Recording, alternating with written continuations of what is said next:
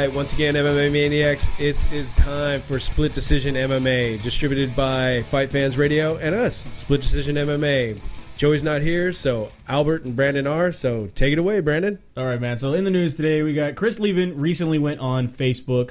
Actually, I think he was on Twitter first, right? And then he got copied to Facebook. Yeah, something like that. So, and he said, I wish I would have drove truck for the last 10 years, because then at least I would have insurance to see a counselor. UFC left me broke with nothing. He didn't say nothing. He said nothing. I don't know. Oh, excuse me, he said nothing. He typed wrong. All right, we're all laborers in this room. I don't know of any trucking job that after 10 years guarantees you medical. Yeah, that's what I was thinking. We're that in too. California. A lot of people said that, like, on his We're post. in California, but...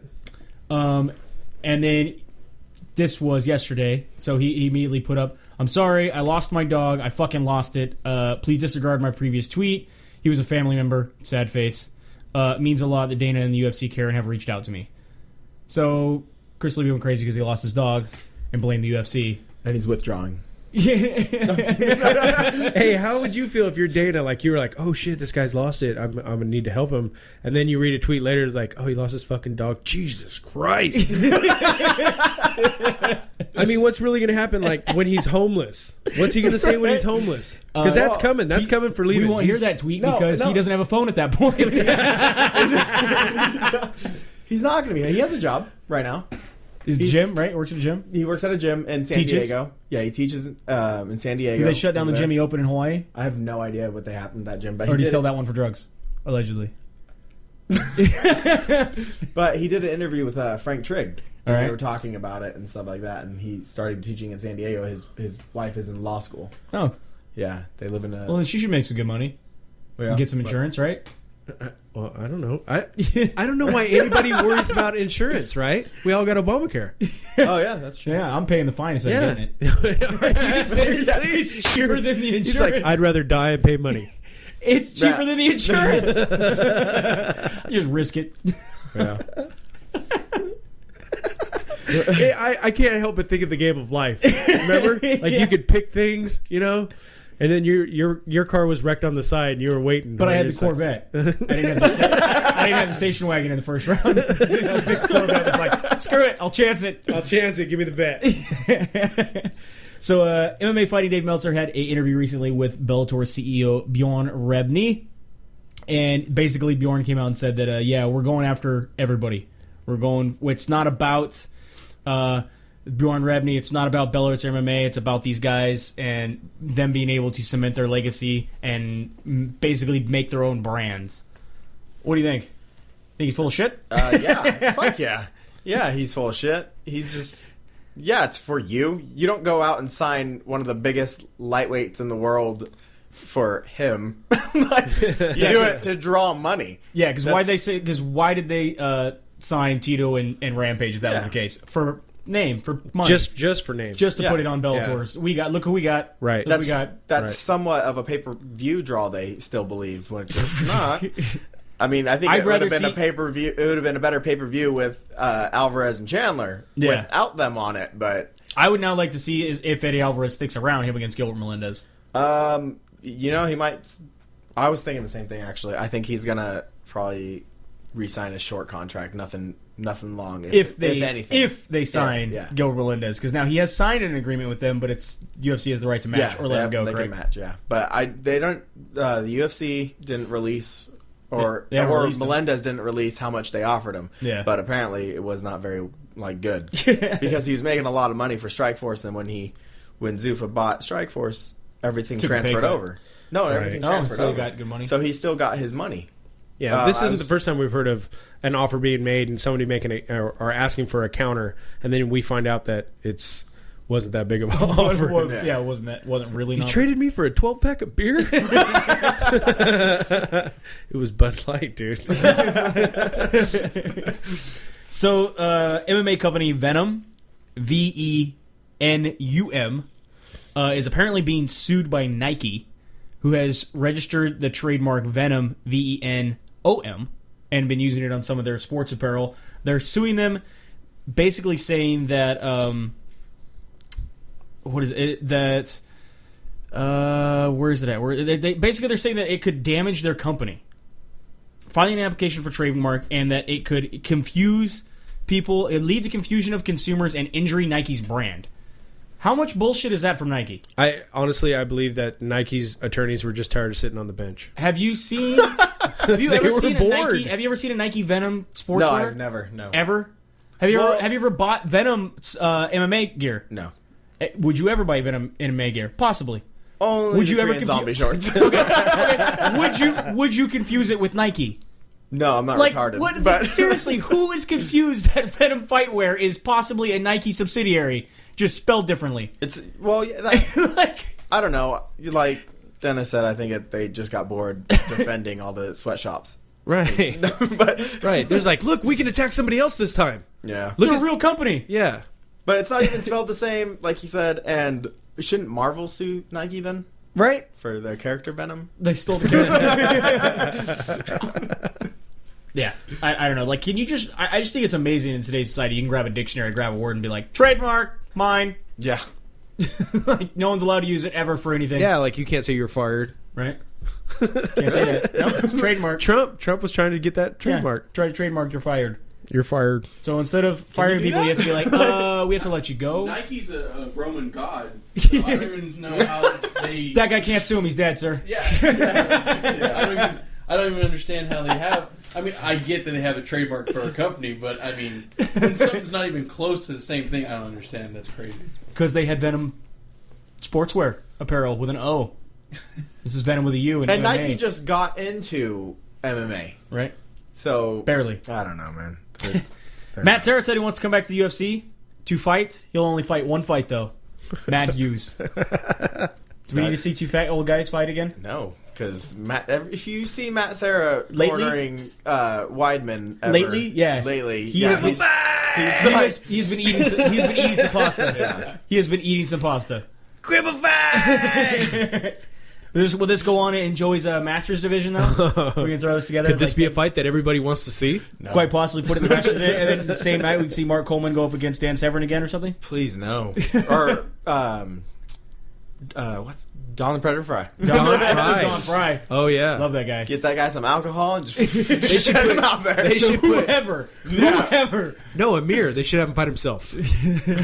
Don Fry does Don Fry. He just reminds me of the mayor from, what was that game? Final Fight at the beginning where like he jumps out, rips off his shirt, and he got the suspenders. Mike Haggard? Yeah, still got the suspenders on and goes for a fight. That's Don Fry. Pretty sure that's who it was based on. You should file copyright. Felice Arian is upset about, we talked about this last week, the UFC is possibly talking about doing a fighter's uniform. I've been reading a lot about this. This is kind of jacked. And Felice Arian being one of the persons who's expressed concern. She understands that it's a business and, with that sort of thing. But her thing is she makes all of her own fight gear. She makes it very specific to her brand. She comes up with costumes and sort of things for each fight and wants to be able to continue to do that. And I would like to see her continue to do that because they're pretty awesome. Yeah. She has a nice butt. But the thing about, like they told him, if you look how they told him when they first started, look, we're not going to be able to pay you a lot, but you can go get all the sponsors you want. Best stare down ever. And then it was okay, you can get any sponsor you want, but they got to put in 50 G's. Yeah. To get in here. In fact, and now I hear it's up to 100 grand. Nate Corey was talking about how he asked him, hey, can I wear my own shirt? Like, if I don't want to sponsor, they're like, well, we'll talk about it. And he's like, well, what do you mean? He's like, well, you pay us 50 grand and then you can wear your own shirt. He's like, it's my own shirt. Nope, technically, because it's not a sponsored. I mean, if it was a plain white shirt or shorts like Cody McKenzie, you could wear it. But if it has a logo on it, even if it's your own company, you still have to pay the fees. I don't even hear you anymore. Yeah. Look at those legs. I was like, can you see what we're seeing? Because oh my goodness. So she designs all this stuff. I have a picture of her signed by her. Yeah? Yeah. We need to raffle that off. One on Twitter. It's to me, bro. It says to Albert. And it has her phone number. Korean correspondent. The Korean correspondent. And it has her phone number, which is like 555-5555. Love you, sexy. Something like that. Close enough. So obviously we know that Rashad Evans is out of his fight. He's going down this Saturday. Little more news on his injury. It is now 6 months. Not 4 weeks. 6 months out due to have a knee surgery. It's a long time. And from the angle of somebody who's had the knee surgery, he's just, you're never going to be 100%. Oh, no. Well, he's already had a knee injury like that before. It's just not. But I don't think he required surgery the last time, and then this one just kind of... Yeah, and if they're setting aside 6 months, it's gonna be pretty heavy. I mean, do you think we'll see him in a suit on Saturday for Fox Sports? Most likely, yeah. Yeah, he'll probably be there. But that does suck because I do like Rashad. GSP has recently come out again talking about PEDs and how he wants to attack the PED abuse and the system that uses it. He basically said, look, Lorenzo's the boss. I'm not mad or afraid of Dana. He's a promoter. He said some stuff and I don't take it personally. He's a business guy. He's not upset at anything that basically Dana has come out and said towards, I don't understand. He's basically said that all he'll continue to say is that it was the stress that has caused him to leave the sport, but he does want to somehow attack the system, not individuals who are taking PEDs. He wants to figure out a way to help better MMA by getting people off of drugs. But everything everything that you read that's coming from him, he's attacking the UFC every time he talks. So for him to say that he's taking some type of neutral ground on this, what I was going to say is, if he's so stressed out from the sport and wanted to leave. Stop talking. Let it go. People keep fighting him, though. You see him clubbing in Miami. He doesn't want to be bothered. Well, don't go clubbing in Miami. Hanging out with John Jones in line at some club in New York. They weren't hanging out. John Jones gave him a weird look and walked away. Yeah. No. It was, hey! No, he even tried to just not even acknowledge him. Yeah. And then the guy was like, hey, you don't see him? Well, John Jones touched on that, actually. He said he didn't know it was George. And when they were like, you're here with John Jones, he was like, no, I don't know that guy. And then he turned around and he's like, oh, it's George, never mind. What are you doing here? Kind of type thing. But yeah, I think he just needs to step away from the sport like he said he was going to and just let it go because you use steroids too. No. He took tests. Okay. Keep testing. Yeah, you know how many baseball players get tested too? Clean. Yeah, so was Barry Bonds. Yeah. And Alex Rodriguez. Yeah. I think we should go with Ken Shamrock's idea. Just let everybody take drugs. Then it'd be fair. Then it's fair. They would all die at 38, but you know what? Everybody that used it has to wear an asterisk t-shirt. Seems fair enough. Yeah. Josh Barnett's shirt's going to be covered. Multiple asterisks. Yeah. Overeems is just in the form of a horse. Asterisk is in the form of a horse. Chael Sonnen and Vanderlei Silva, a little more drama coming out of the show. Basically, there was a little bit of explanation of what happened. Vanderlei Silva says that Chael Sonnen drives him crazy, and that you'll see what really happened on the show. That when they air that segment, that his boss isn't mad at him, that he had to do what he had to do. They asked him about Chael Sonnen taking TRT, and he says, if he needs that, what can I say? I thought about using it myself, but my wife told me that she would ask for a divorce, so I won't use it. I've heard people say he only has one testicle, so if he uses it, maybe he can't get it up. Wow. That's... Attack. Yeah. Relax, bro. And then he also said that he doesn't need to focus on the ground game from the bottom because he can just sweep to get on top. He's not going to need to work on his takedown defense. Okay, bro. You're a fake black belt. You ain't sweeping nobody. You're out sweeping a wrestler. He said he won't have... It's one of the hardest things to do in the world. I can tell you how much right now. It's a terrible, terrible time to try and sweep a very good wrestler, a person who is trained to be on top of you. And keep you down. And not be on their back. He's done this his whole entire life. And I've seen Vanderlei's arm bars and stuff like that when he was a black belt in Pride. And those are probably some of the ugliest arm bars I've ever seen in my life. So, I don't know. Like, I'm a huge fan of Vanderlei Silva. It's just, you got to just figure in he's lost a step. He has. He's been hit a couple too many times in the head. Yeah. In training and in the ring. And he has a soft button now. Like you said. His button is soft. So, I don't know. I'm still interested to see the fight just because they hate each other. Yeah. I just don't know how, let's go sweep an All-American wrestler. Okay. Let's move on to UFC Ultimate Fight Night 35 that happened last Wednesday. We had the fight everybody has been talking about.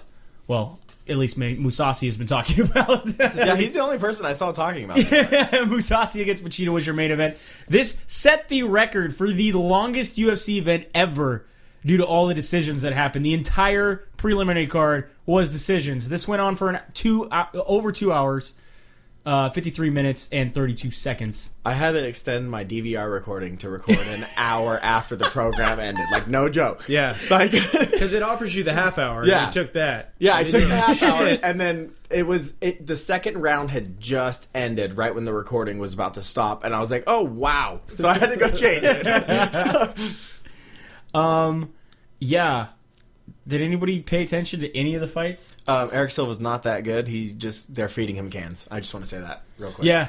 He's not that good. No, Sato looked like crap. Yeah. Sato looked like crap. And that's supposed to be...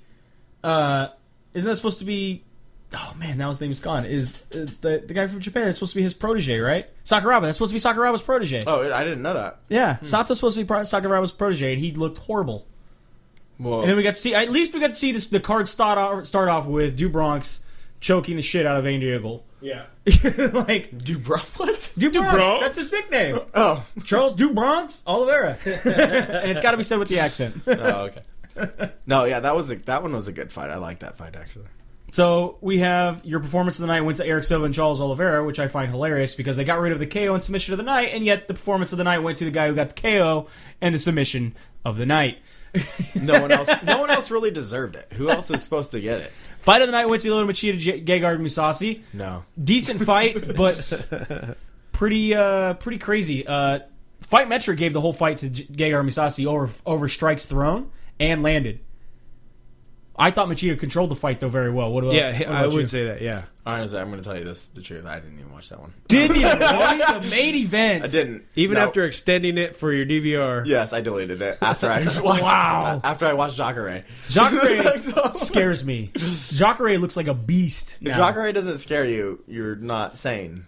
Jacare is scary looking now. I don't remember him being this buff.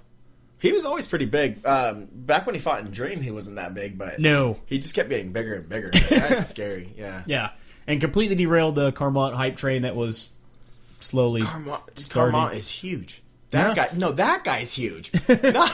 He made Souza look super small.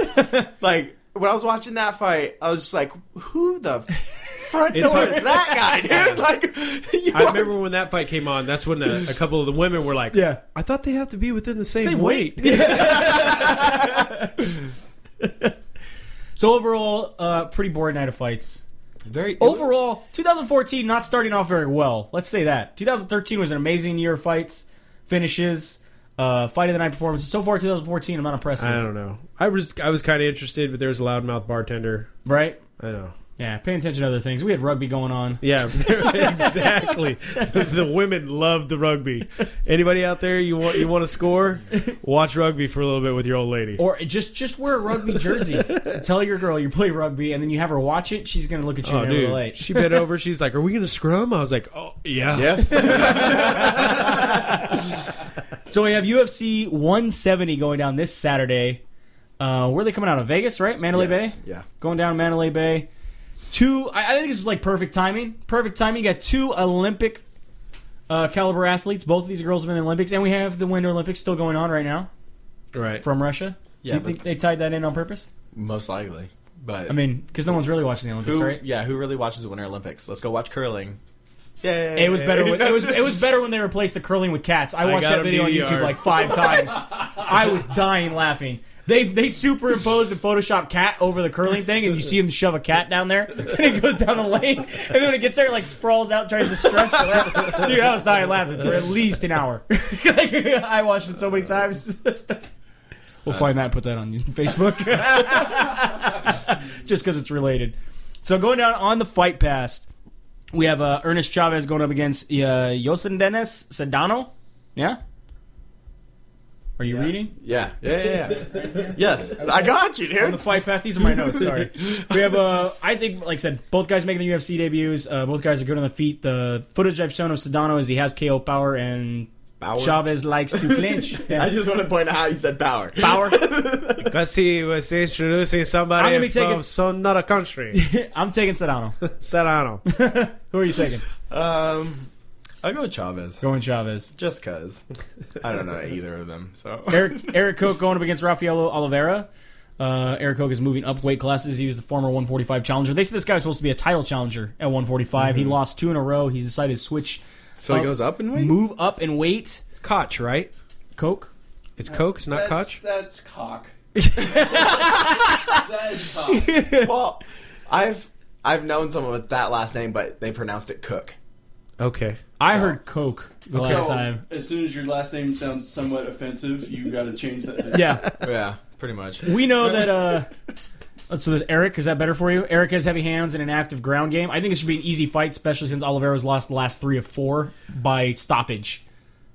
Yeah, probably. I'm going to be taking Eric Coke. I'll go with Coke. Yeah, when Eric was coming up, when he was coming up in 145, he was looking. He was a beast. And like I said, he lost 2 in a row. And he decided to make a weight change. So I think he's going to have a pretty easy first fight at 155. We'll see how else he does. I kind of remember him. Didn't he lose because he just comes out and just lets it all go? Oh, right? Yeah. He gets touched. Just loves to throw. Right.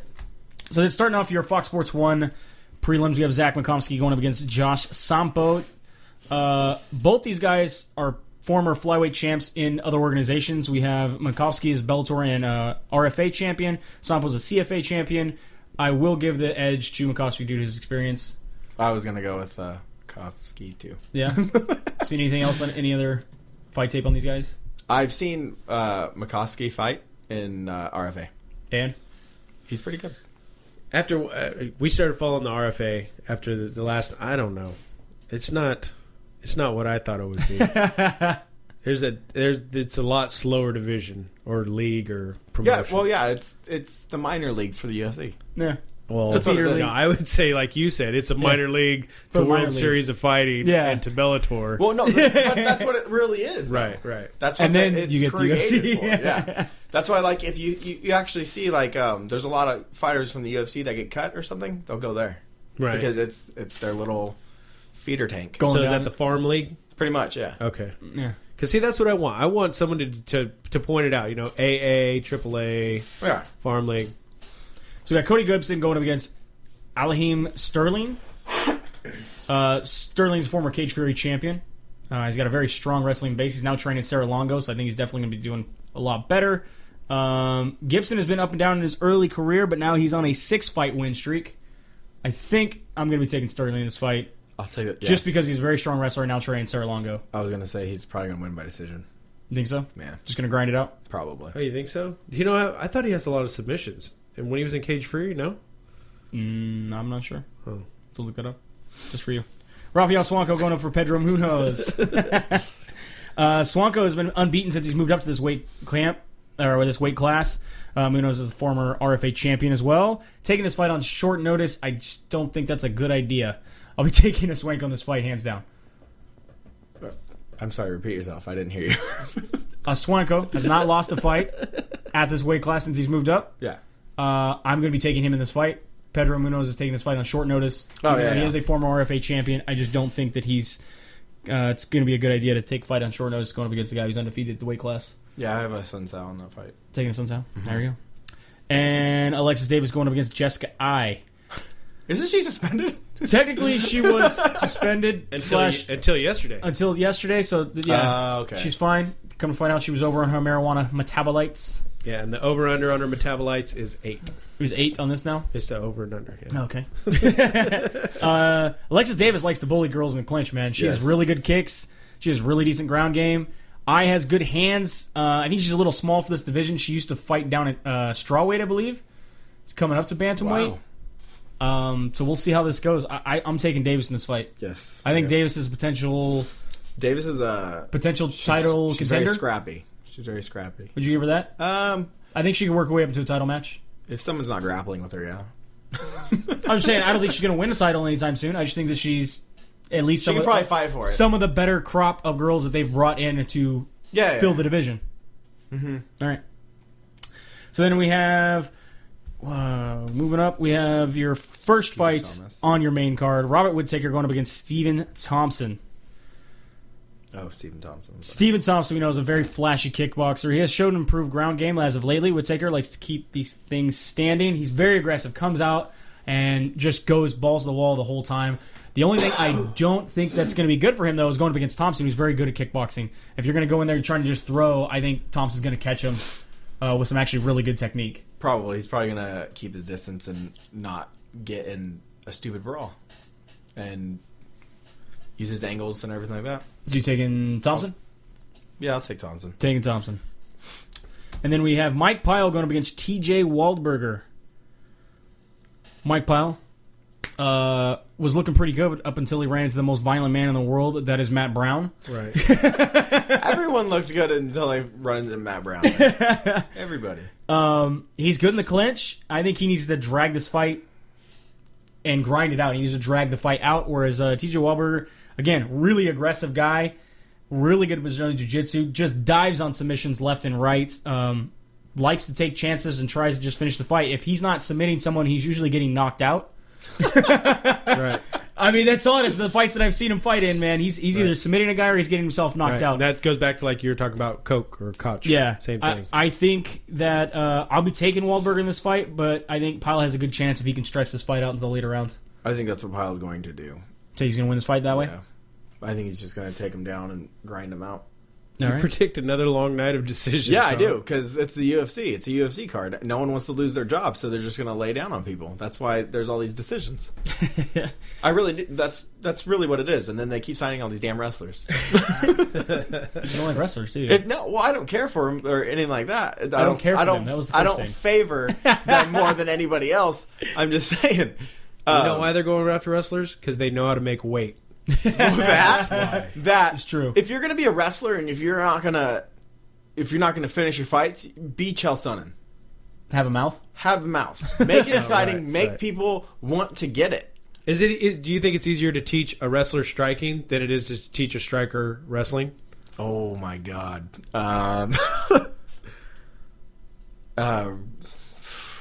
Wrestlers suck at striking. Like, who's it easier to teach Mike skills to? That's all that matters. That's all that Bartenders and painters. right? Yeah. Rory McDonald going against Damian Maia. Rory McDonald is probably the most boring version of GSP I've ever seen in my entire life. They're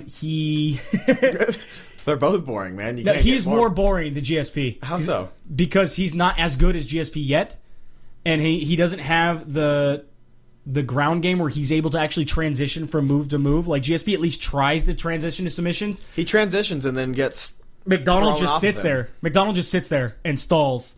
He has a good jab like GSP did.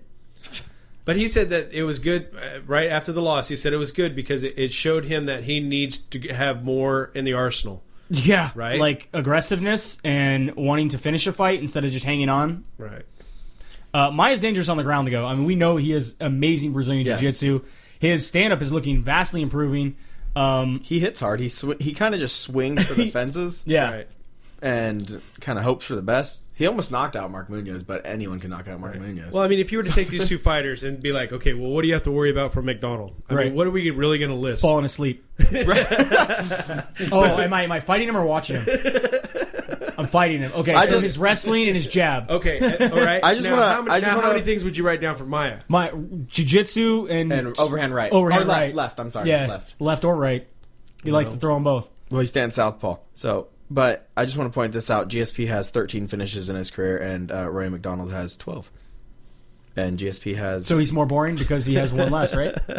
Point! Done! No! Decisions. Decision wins. He has more fights than he 12. does. Yeah. Decision wins for McDonald. 3. The finishing. Look at the finishing rate. He's boring. Boring. When's the last time you seen McDonald finish? Boom! Moving on. Hold on. Who are you taking in that fight? McDonald or Maia? Che Mills. He finished Che Mills. Che Mills isn't in this fight. Who are you taking, McDonald or Maia? McDonald. Get the fuck off my screen. Right? Get the fuck off the show. McDonald by decision. Yeah, exactly. Decision.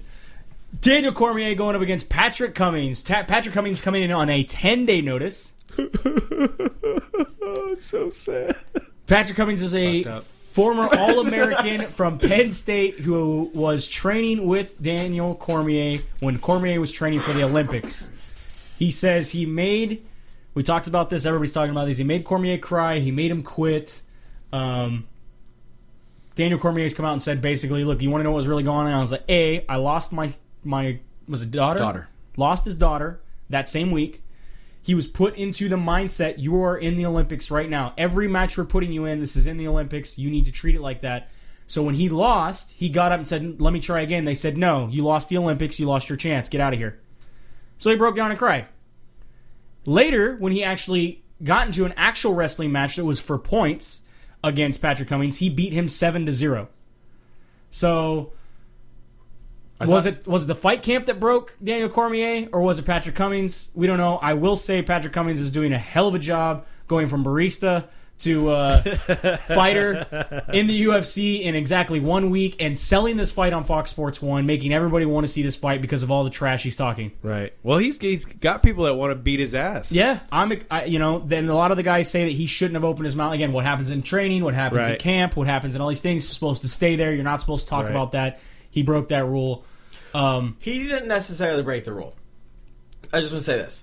Yes, he did say something about it, but he said it in a private conversation to Dana White. Dana White's the one that opened his mouth in the interview and said it. Right. No, apparently he also went on the Underground and had been bragging about it, and that's how Dana White found it. I saw his post on the Underground because I saw it the day before he got signed. Oh, wait. And I was like... You seen this before you got kicked out of the Underground? Yes, before I got banned from the Underground. For making racist comments. It was not a racist comment! He said the Black Zillions were racist. True. Yes. And then I got banned. For anybody listening, he is of Korean descent. Yes. Yeah, I can talk about black people. Yeah. Cracker, please. You saw the post. I have 2 black friends. That justifies everything. I did see his post, but all he said in the post was, I was on the national wrestling team with Cormier. And I used to wrestle with him. I used to be a walk-on at Penn State, and then I was 2-time All-American. And that's all he said, and he posted a little promo video of him.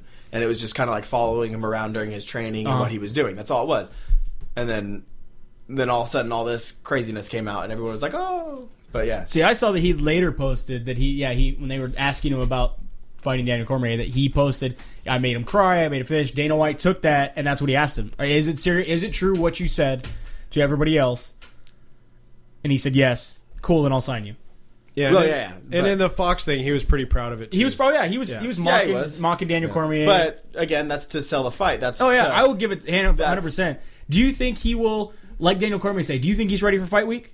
This whole week, I mean, he's had to do interview after interview after interview. He's doing the public, I saw him on the public workout. 80 different outlets, and I was just like, is this guy gonna ever train? He's got a public workout he has to do. He has to show up, make weight. He has to show up, all these different things. Do you think he is ready for the UFC, having 4 fights in his entire career on a 10-day notice to fight Cormier in the co-main event? I will tell you the college football thing is pretty close for him. So, I mean, he knows, because come Thursday when you play college football, you don't have no time to yourself after Thursday. Right. Especially when you're a 1-time All-American, let alone 2-time All-American. So, I mean, I think he had a little bit more readiness for this fight week than Cormier did when he came in for his first fight week. I would agree. Mm-hmm. You know what I'm saying? Because in college football, you deal with it week after week after week. Cormier, has he ever had to deal with this? I mean, how far did he go in the Olympics? He placed fourth in 2004, and then in 2008 he couldn't wrestle because he had renal failure. Okay, so I mean, he got a taste of it probably in 2004 of the media and all that. So when he came to the UFC, it probably was a whirlwind for him. Well, with college wrestling, it's big in Oklahoma and stuff. That's where he went. Oh yeah, right. So it's huge. Yeah, but I don't think he's. Area. Yeah, but we're talking Penn State. You're talking 114,000 people.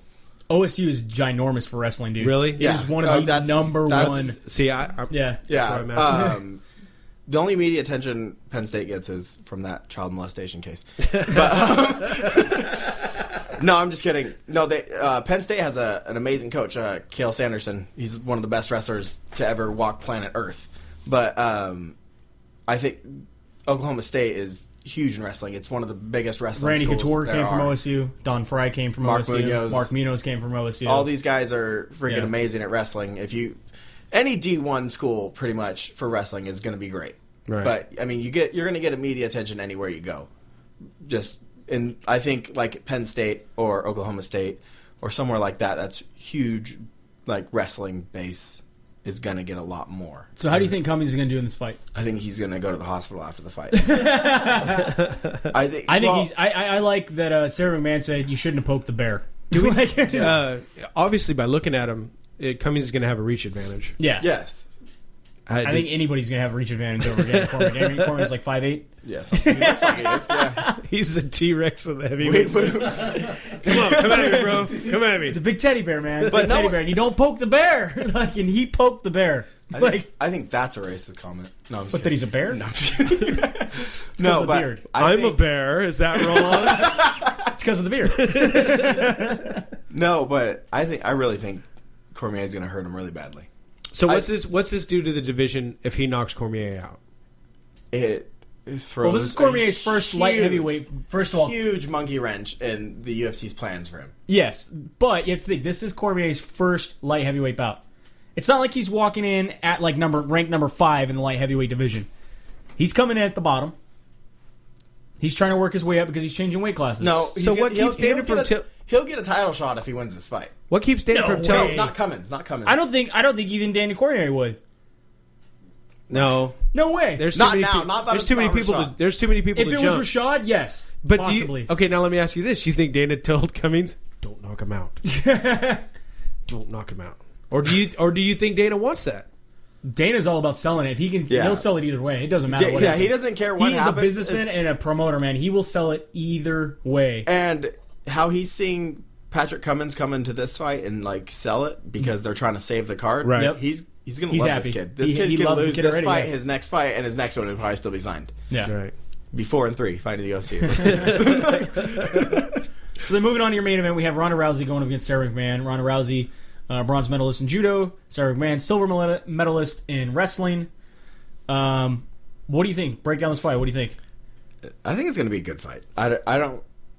It's really hard to pick a winner because McMahon is so good at wrestling. I mean, you have to be very good to even get to the Olympics. I'm excited to see. My thing is I like this fight better than the Miesha Tate fight. Oh yeah. Because I think there's more talent in Sarah McMahon than there is Miesha Tate. I think, especially with the wrestling. I mean, Miesha Tate was making small mistakes and getting thrown on her ass quickly.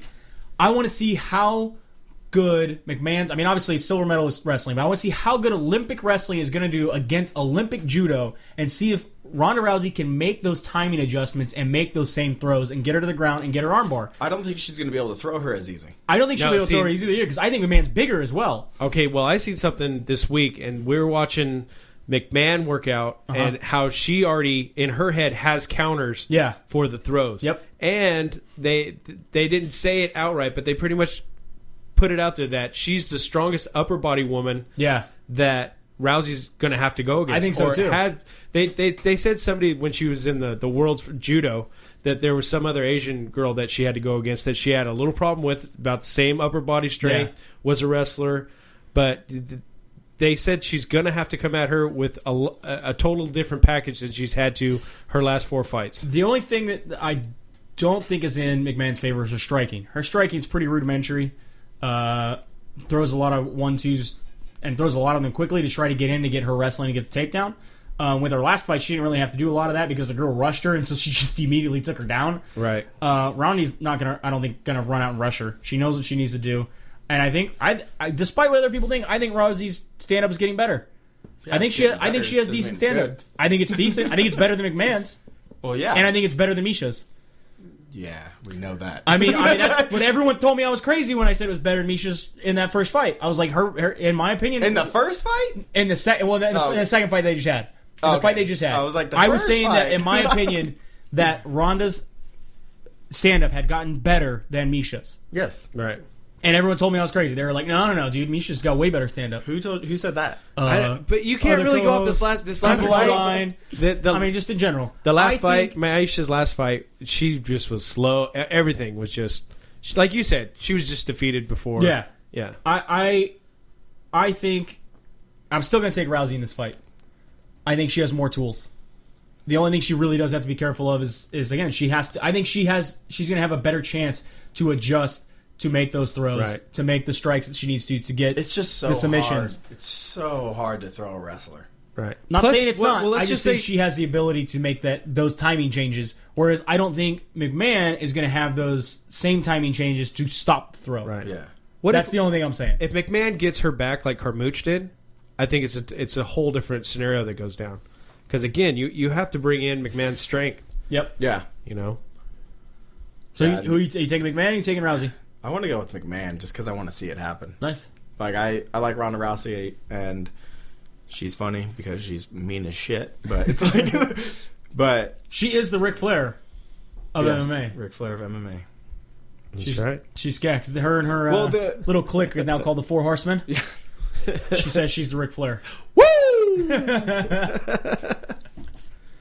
Yeah. No, that's all I got. That's it? Yeah. That's it? I'm going to take McMahon just because. Take McMahon. I'm taking Rousey. I'm gonna take McMahon. Rousey. There we go. It's split. Split room. Just like the decision. It's a split decision. And just like that wraps it up. Thanks for joining us again for another edition of Split Decision MMA, distributed by Fight Fans Radio and the Brothers Ruloff. And we'll see you at the fights.